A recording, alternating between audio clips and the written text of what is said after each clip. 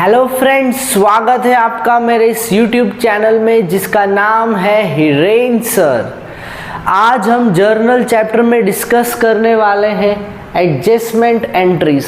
Adjustment entries यानी वो entries जो हम at the end of accounting year pass करते हैं। आपको पता ही होगा अकाउंटिंग ईयर स्टार्ट होता है अप्रैल से और एंड होता है मार्च से। तो मैंने यहाँ यही लिखा है entries passed at the end of the year to make adjustments, और ये एडजस्टमेंट्स करने के बाद ही final accounts will show true and fair view not only of profit and loss account पर बैलेंस शीट भी। चलो, final account show true and fair view, financial performance यानी profit and loss account, financial position यानी balance sheet. सबसे पहली type है closing stock. Closing stock भी एक एडजस्टमेंट एंट्री का ही भाग है।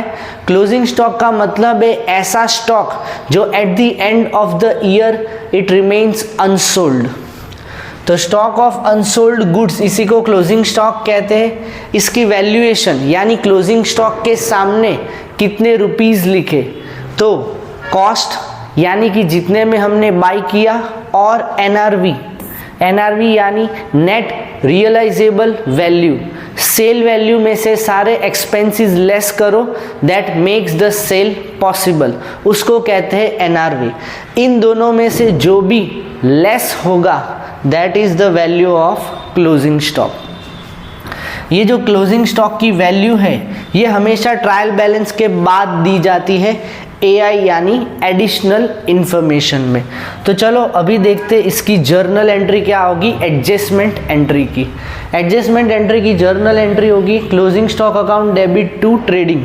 ट्रेडिंग के क्रेडिट साइड में हम लिखेंगे बाय क्लोजिंग स्टॉक, और जर्नल एंट्री में डेबिट करेंगे क्लोजिंग स्टॉक को और ट्रेडिंग अकाउंट को करेंगे credit side.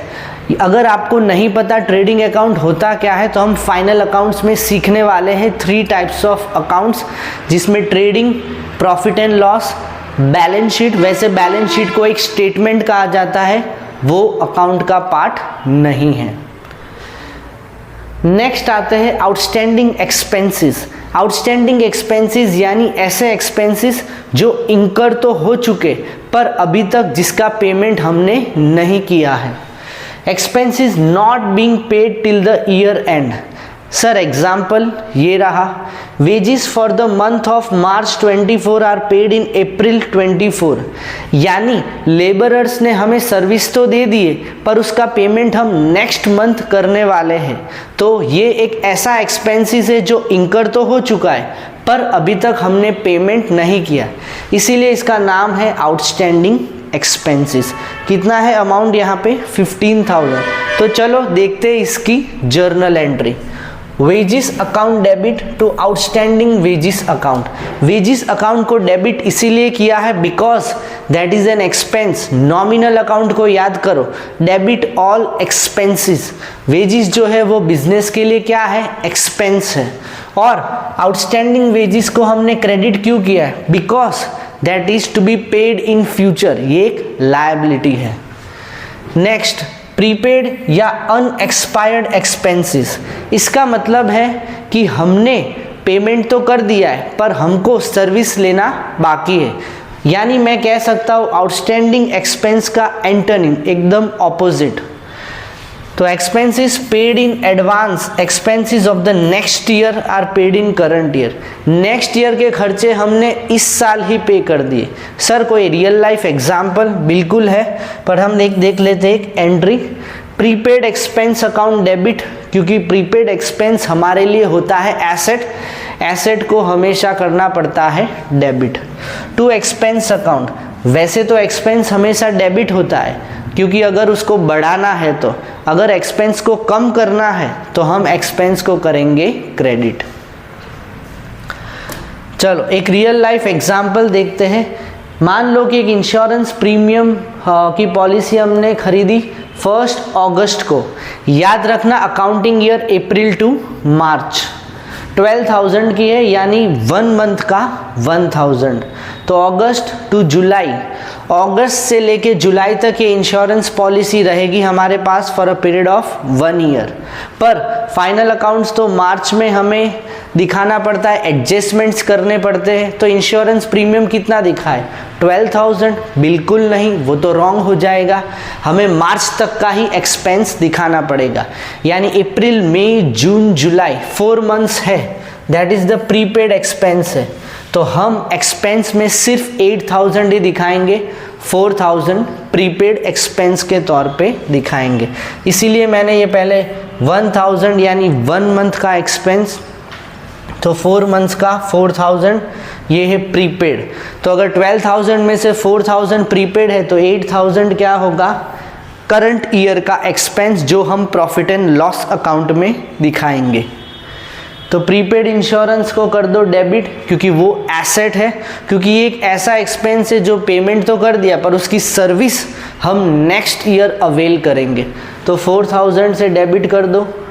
To insurance premium, ऐसा हम इसीलिए करते हैं क्योंकि हम सबसे पहले 12,000 लिखते हैं, उसमें से 4,000 लेस करते हैं और आउटर कॉलम में हम लिखेंगे 8,000। तो करंट ईयर का एक्सपेंस है 8,000। होप आपको ये समझ में आ गया होगा। आज का लास्ट टॉपिक है अक्रूड इनकम। अक्रूड इनकम एक ऐसी इनकम है जो हमने अर्न तो कर ली है पर उसकी ड्यू डेट अभी तक नहीं आई है, मे बी 3 या 4 मंथ्स के बाद आएगी। जैसे income earn but not received और हैज नॉट बिकम ड्यू, वो थोड़े टाइम बाद ड्यू होने वाली है। सर इसका एग्जाम्पल, बिल्कुल मान लो कि हमने कोई इन्वेस्टमेंट खरीदा है और उसकी जो डेट है वो है 30 जून को, अगर वो कंप्लीट होने वाला है, इसका मतलब है 1 जुलाई को हमने वो इन्वेस्टमेंट खरीदा होगा, तब जाके 30 जून को हमें इंटरेस्ट मिलेगा। पर अगेन 31 मार्च को तो कट ऑफ डेट है जहाँ पे हमें फाइनल अकाउंट्स में एडजस्टमेंट दिखाना पड़ता है। तो हम कितने मंथ्स का दिखा सकते हैं इनकम, तो जाहिर सी बात है हम अप्रैल मई जून 3 मंथ्स का नहीं दिखा सकते। तो हमें सिर्फ 9 मंथ्स की ऐसी इनकम दिखानी है जो हमने अर्न तो कर लिए पर थोड़े टाइम बाद हमारे बैंक अकाउंट में वो पैसे आएंगे। यानी एक ऐसी इनकम है जो बुक्स में तो हम लिख देंगे 9 मंथ्स की इनकम, बट जिसका पेमेंट हमें मिलेगा आफ्टर 3 मंथ्स। इसीलिए इसको कहा जाता है अक्रूड इनकम और income earn but not received. Sir इसकी जर्नल एंट्री क्या, इसकी जर्नल एंट्री अक्रूड इनकम, क्योंकि वापिस ये हमारे लिए एसेट है, हमें लेना बाकी है। टू इनकम, इनकम को क्रेडिट इसीलिए किया because that is the income for the business. याद करो, nominal account credit all incomes and gains. Accrued income हमारे लिए एक एसेट होता है। याद रखो, जितनी बार आप एसेट को बढ़ाओगे तो उसको करना पड़ेगा डेबिट। तो होप आपको ये 4 टाइप की एडजस्टमेंट एंट्री समझ में आ गई होगी, और 4 टाइप्स की बाकी है, वो हम नेक्स्ट क्लास में डिस्कस करेंगे। पर आपको क्या करना है, ये चारों एंट्रीज का वीडियो देखना है। अगर समझ में नहीं आए तो वापस देखो, उससे रिलेटेड सम्स करो एनसीईआरटी की बुक में से या कोई और रेफरेंस बुक में से। बट प्लीज़ खुद करना सम्स, और जहाँ पे भी आपकी पेन अटके वहाँ पे मुझे डाउट पूछ लेना नीचे कमेंट बॉक्स में। और अगर आपको मेरा वीडियो यूज़फुल लग रहा है तो प्लीज़ इसे लाइक करो, शेयर करो ऐसे फ्रेंड्स और रिलेटिव्स के साथ जो क्लास 11th कॉमर्स में पढ़ते हैं। और अगर सब्सक्राइब नहीं किए चैनल तो प्लीज़ सब्सक्राइब भी कर देना। फ़िलहाल आज के लिए बाय।